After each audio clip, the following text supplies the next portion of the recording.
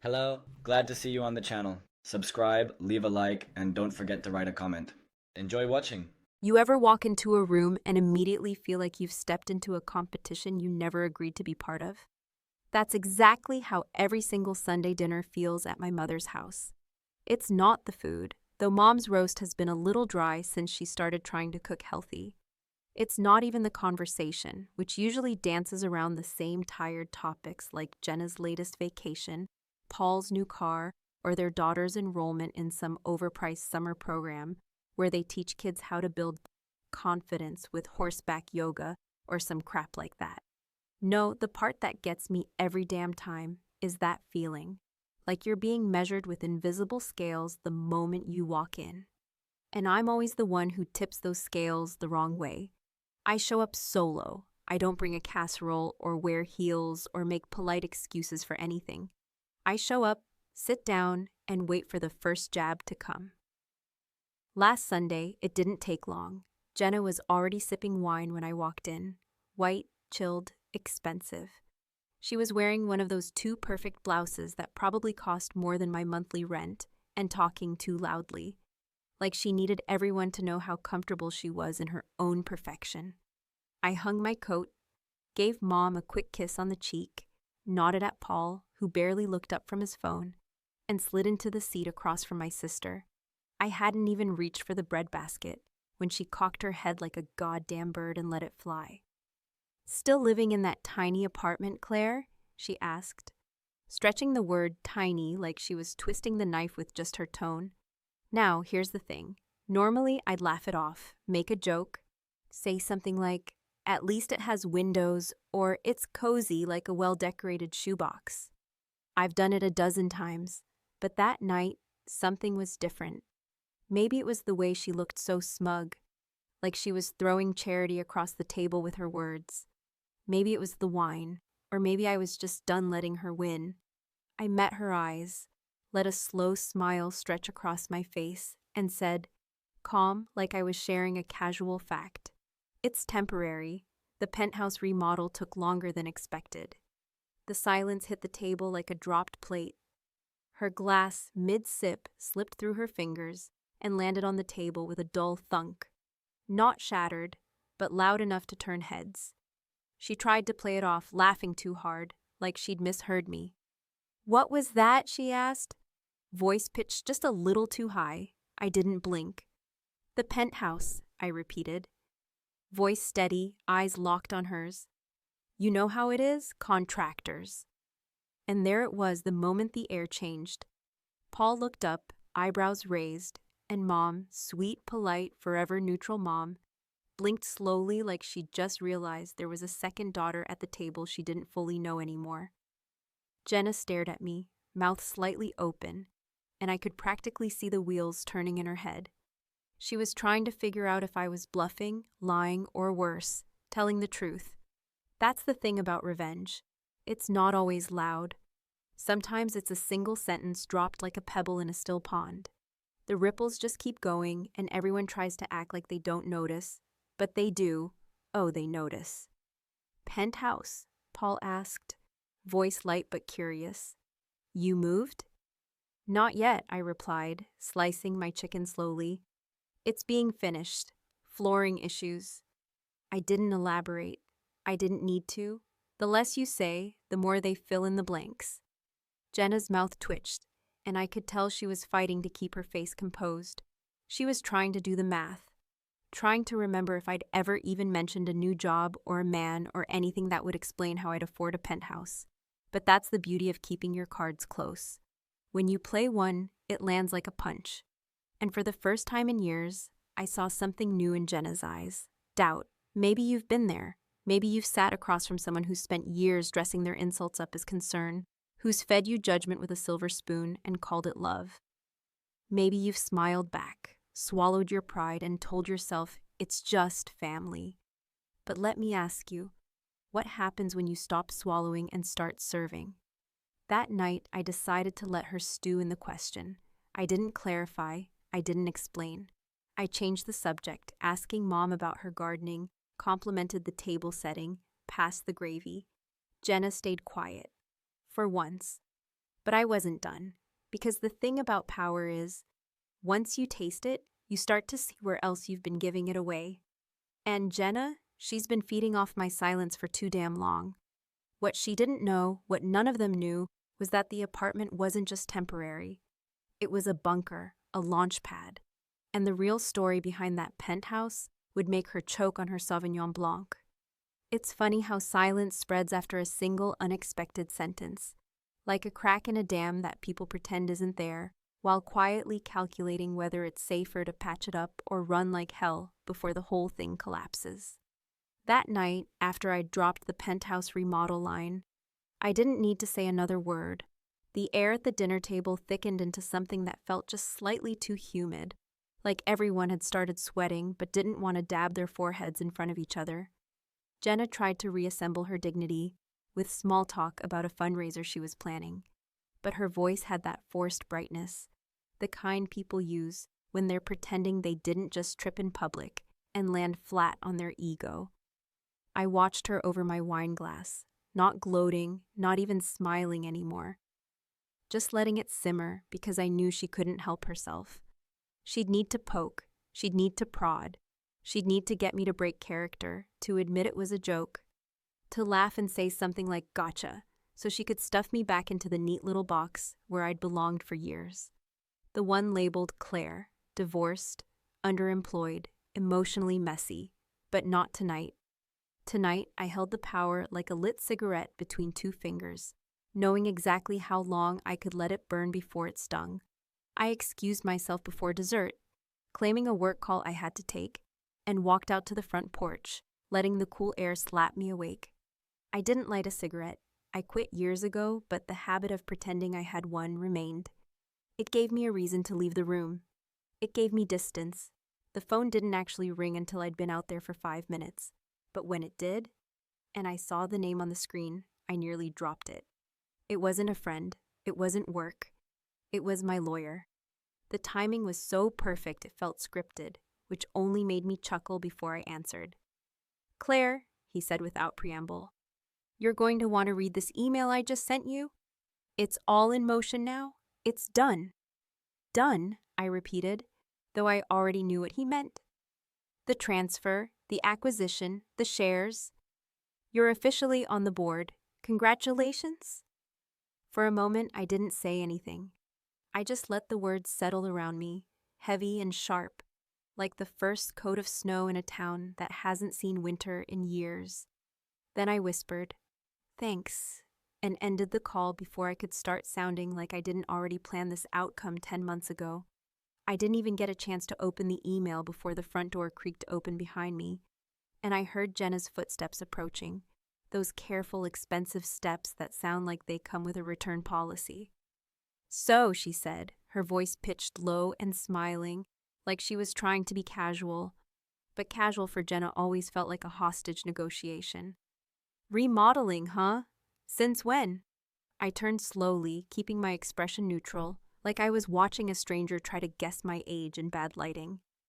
"Since about 8 months ago," I said, offering nothing more. Let her pull. "That's funny," she said, and her smile had the tightness of someone who smelled bullshit and just needed to find the source. "I mean, you've never even mentioned looking at new places, let alone penthouses." "That's because I don't mention everything," I replied. And though it wasn't meant to be a jab, it landed like one. Her face flickered, just a blink, a micro-expression, but I caught it.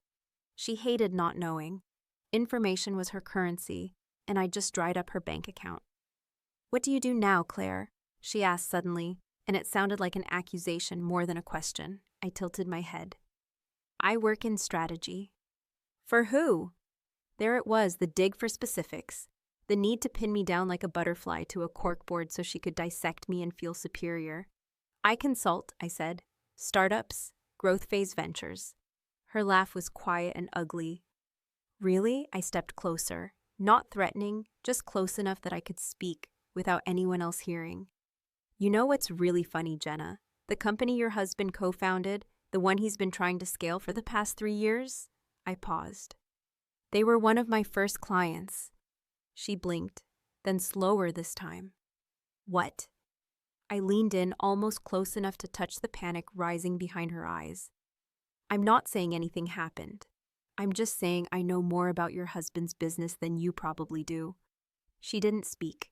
She just stared at me, lips slightly parted, the kind of look you give someone when you realize they've been holding a knife behind their back the whole time you were calling them weak. I should get back, I added, turning toward the door. Mom hates when dessert goes cold. Back inside, the atmosphere had settled back into awkward calm. Paul looked up when I walked in, gave me a nod that felt more respectful than usual, and passed me the pie. I smiled, took a bite, watched Jenna return to her seat with the grace of a woman walking barefoot over broken glass. She didn't speak to me for the rest of the evening, but her silence wasn't empty.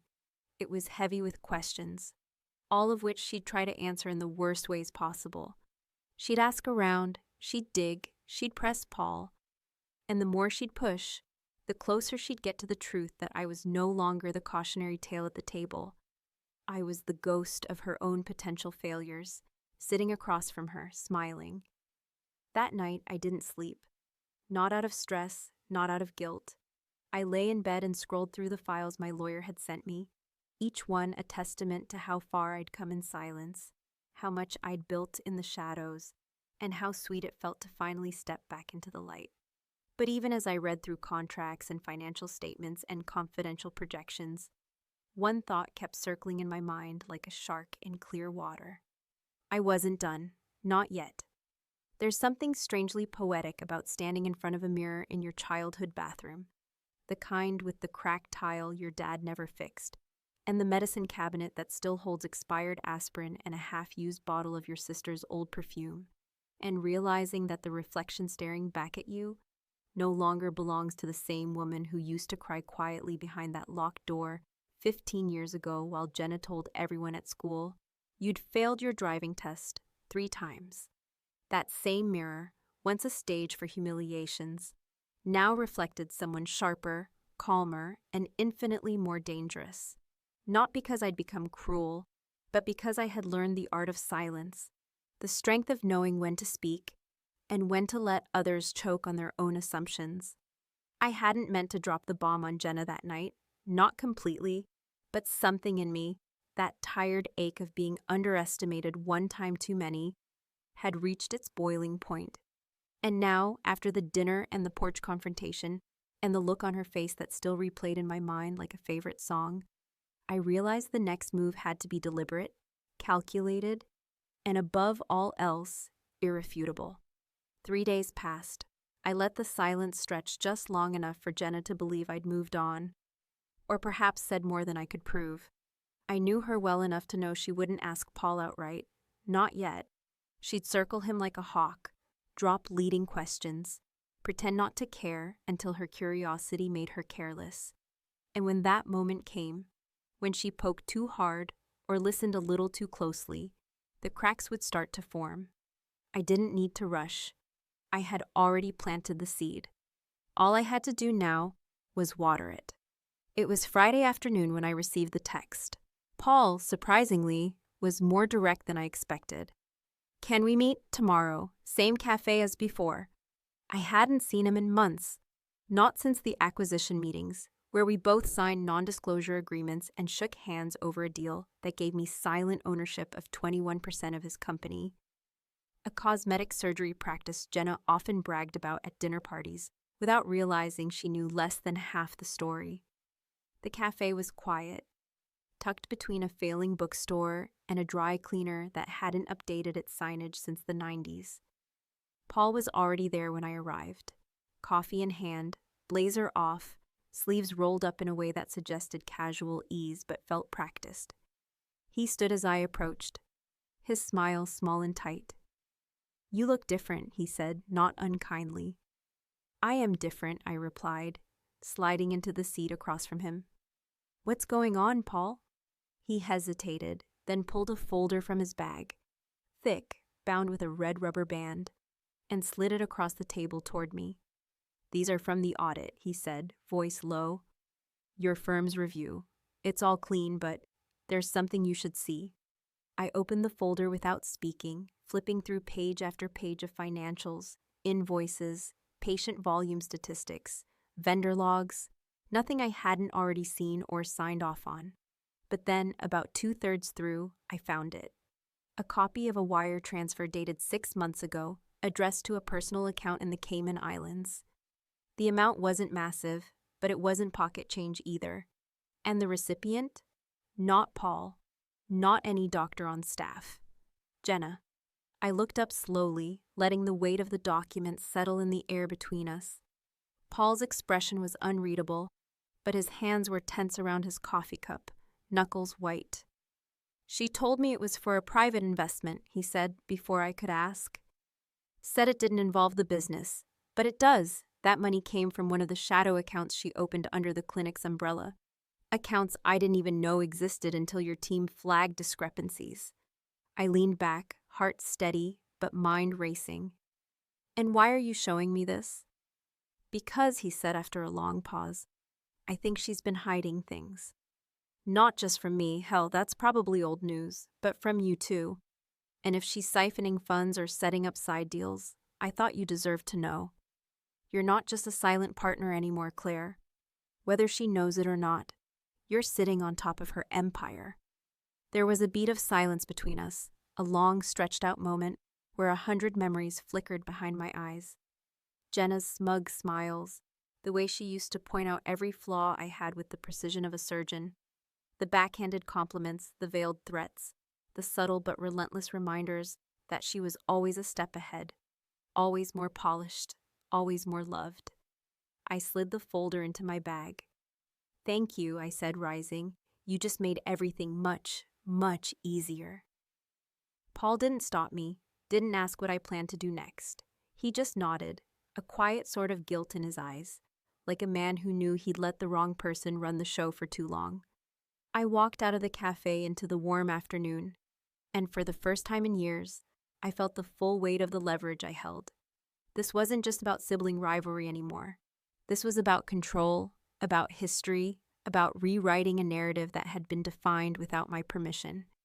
And I knew, deep in my bones, that Jenna would never see the next part coming.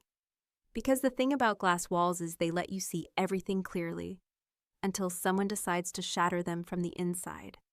There are moments in life that shift the ground under your feet, not with a bang, not with a scream, but with the slow, deliberate movement of someone rearranging the walls of a house you thought you'd already memorized.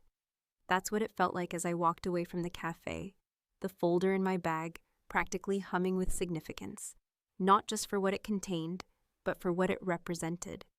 A truth I had always suspected but never truly possessed. That Jenna, for all her surface-level poise and bulletproof confidence, was capable of deception just as messy and dishonest as the flaws she loved to accuse me of having. And the delicious irony of it all wasn't just that she'd been caught red-handed, but that the one person she least expected to uncover her secrets was now holding the keys to her undoing, me. That night, I didn't go home. I didn't go back to the apartment she called tiny with such precision, such venom disguised as wit. Instead, I drove across the city to a building Jenna didn't know I had access to, a building she'd once pointed out in passing with the same dismissive tone she reserved for anything she thought belonged to people who tried too hard. Penthouse views are overrated, she had said years ago at a dinner party, swirling her wine. People pay a fortune just to feel superior. What she didn't know, what she never even guessed, was that she was talking about the very building I'd been quietly buying into piece by piece for the past year, waiting for the exact moment when the top unit would come available, and I could claim it not out of vanity, but out of something far more dangerous: strategy. The elevator ride to the top floor was quiet. The kind of silence that didn't feel empty but charged, like something important was about to be born. When the doors opened and I stepped into the unfinished unit, I was met with the skeletal frame of what would soon be my home. Bare beams, raw floors, plastic sheets covering wide panoramic windows that looked out over a city, still pretending not to know my name. The contractors were long gone for the day, and the only sound was the hum of the air system keeping the place from suffocating in dust. I walked through the space, imagining where everything would go, where I'd put the bookshelves, the oversized kitchen island, the marble that Jenna would probably call too much if she ever saw it. And then I sat on the cold floor by the window, pulled out my laptop, and opened the folder Paul had given me. The numbers were straightforward. The path of the money was obvious. The story, however, was far more complex. Jenna had opened multiple sub-accounts over the course of 18 months, rerouting marketing budgets, surgical supply costs, and bonus disbursements through third-party vendors that didn't exist beyond a few fake invoices.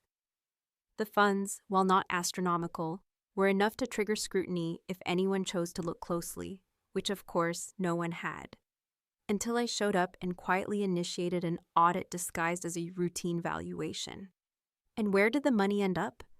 An offshore account tied to an entity that, while not under her name directly, was unmistakably connected through her former college roommate, now working as a consultant for, of all things, luxury travel planning.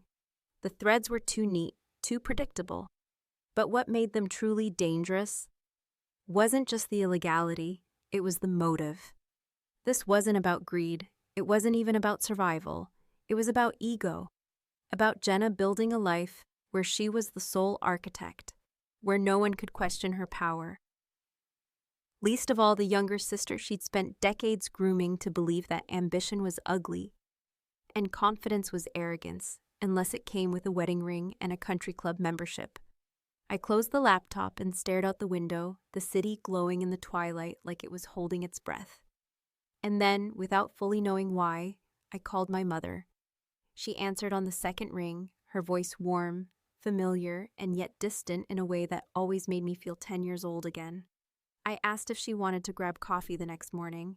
She hesitated, just long enough to make me wonder if she already knew something was off. Then agreed. We met at a little place near her house, the kind with mismatched chairs and too many plants, and I could see in her eyes that she wasn't sure whether this was about Jenna or about me. I didn't tell her everything. I told her just enough. I told her that I'd been building something, that I'd made choices she might not understand, but that were finally starting to make sense. I told her about the penthouse, about the investment, about the shift. I watched her take it in slowly, her fingers wrapped around a paper cup like it was an anchor. And then I told her, gently, that Jenna was in trouble, not just the kind that could be talked away with a lawyer, but the kind that changed how people looked at you forever.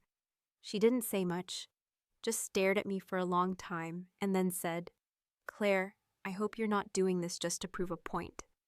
I wanted to say I wasn't. I wanted to say it wasn't about revenge or vindication or evening the score, but I didn't. Because part of me, the part that remembered every little humiliation, every smile that was really a knife, every time I was told to be smaller, quieter, less of a burden, knew that yes, it was at least partly about the point, about proving that I wasn't the failure everyone had quietly agreed I was.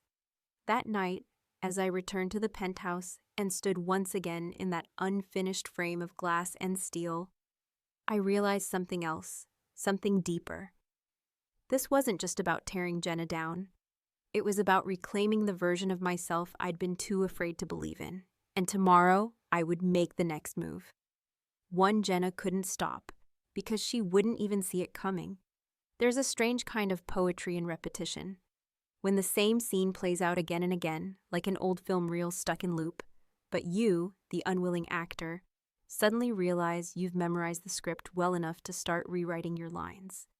That was the feeling humming under my skin as I parked the car outside my mother's house that evening, the same beige two-story in the suburbs, where Sunday dinners had become the quiet battleground for power disguised as politeness, and where for years I had shown up as the underdog, smiling through gritted teeth while Jenna polished her pedestal with a fork in one hand and judgment in the other. But this time was different. This time, I wasn't the one walking into a game already lost. This time, I was the storm they didn't see coming until the windows started to rattle. When I stepped through the door, the familiar scent of roast chicken and lemon pie met me first, followed by the unmistakable sound of Jenna's voice drifting from the dining room. confident, controlled, casually dominant in that way she always managed to make sound effortless, like her every word deserved applause. I paused in the hallway for just a moment, long enough to center myself, to remember that I wasn't here for her approval, or even for her reaction. I was here for the silence that would follow, for the disruption that would settle into their perfectly curated lives, like a single stain on a white couch that no one could scrub out. I didn't come alone. As planned, I brought a guest, a man in a tailored navy suit, polite but unreadable, with the kind of presence that made people sit up straighter without knowing why.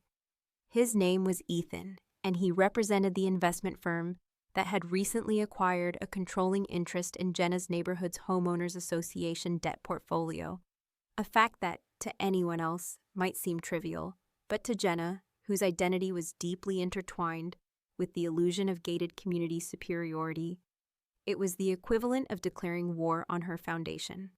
Mom met us at the door, her smile a little too tight, her eyes flicking between me and Ethan with a flicker of unease she tried to mask with warmth. "Claire, you didn't say you were bringing someone," she said gently, always the diplomat. "I didn't want to make a big deal," I replied, and it was the truth, because the big deal hadn't happened yet. We entered the dining room together, and for the first time in what felt like a decade, Jenna's voice faltered mid-sentence as her eyes landed on Ethan and then on me. Paul looked up from his plate with a kind of cautious recognition that made me wonder how much he'd told her since our meeting. My seat was empty, waiting, as it always had, like a prop in a play written before I arrived. But this time, I sat not to play my part, but to burn the script. Dinner unfolded slowly, tension curling around every casual word, every awkward silence that followed a too long pause. Jenna tried, as I expected, to reclaim the narrative, asking Ethan who he was, what he did, and how he knew me, all in that syrupy sweet voice she used when she sensed a threat she couldn't immediately label.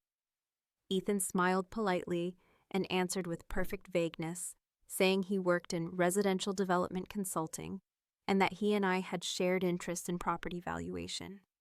Jenna didn't press further, either because she sensed she wouldn't like the answer or because Paul's quiet stare warned her to tread carefully. Either way, I let her squirm in the ambiguity, knowing the full picture was only a few words away. It wasn't until dessert had been served, and the conversation had limped into a silence pregnant with things unsaid, that I finally leaned forward and said, as casually as I could manage, "Jenna, I heard there was a recent shift in the HOA board governance for your neighborhood. Something about a new controlling investor? That must be unsettling." She blinked slowly, her fork hovering midair, her smile tightening like a drawstring. "I hadn't heard," she said, a lie too transparent to pass unnoticed. "Well," I said, eyes fixed on hers, "you'll be hearing more soon. Let's just say your little fiefdom on Hawthorne Lane now reports to someone who thinks rules should apply equally to everyone, including those with backyard spas built 3 feet past zoning limits." Paul looked down, hiding a smile in his napkin. Mom froze, her fork still in the pie. Jenna set her plate down, pushed it away an inch, and said nothing, her face pale, her composure fraying at the edges like an overwashed dress shirt. "You bought the HOA?" she whispered, voice sharp now, not with curiosity, but disbelief. "I don't own it outright," I said, savoring the words. "But my friend here helped secure a controlling interest in the debt portfolio, which, as you probably know, translates into voting power. So yes, in effect, the rules have changed. And I'm very interested in how that change affects community leadership, especially leadership that's selective in its enforcement." I expected a retort, a scream, a dramatic exit. But instead she sat back slowly, her eyes narrowing, calculation flickering behind them like candlelight caught in a breeze. She knew she'd been outplayed, but what truly shattered her wasn't the loss. It was the revelation that I had been capable of orchestrating this all along, right under her surgically refined nose. The rest of the evening passed in a haze. Jenna said little, Paul stayed neutral, and Mom wore the expression of a woman watching her daughters play chess with knives. Ethan, ever the professional, made a polite exit after coffee, leaving me to absorb the aftershock. When I finally rose to leave, Jenna followed me out to the porch, her heels clicking like gunshots against the hardwood. "You think this changes anything?" she asked, voice low and tight, her mask finally cracking. "No," I replied, turning to face her. "I think it reveals everything. That's the difference." She opened her mouth to respond, but then closed it again, realizing too late that there was no line, no quip, no carefully rehearsed barb that could undo what had been done. I walked away without looking back, but as I reached my car, Mom appeared in the doorway, arms crossed, eyes dark with something more complex than anger. "Claire," she said softly, "what's next?" I paused, hand on the door handle, unsure how to answer, because for all the satisfaction that coursed through me, all the victories and revelations, and slow-burning revenge now laid bare, I couldn't shake the gnawing feeling that I had crossed into territory that didn't promise closure, only escalation. "I don't know," I said finally. Not because I didn't have plans, but because some truths sit heavier when left unanswered. Then I got in the car, drove off into the quiet night, and wondered, not for the first time, if winning still feels like losing when the person you've defeated looks too much like the girl you used to be.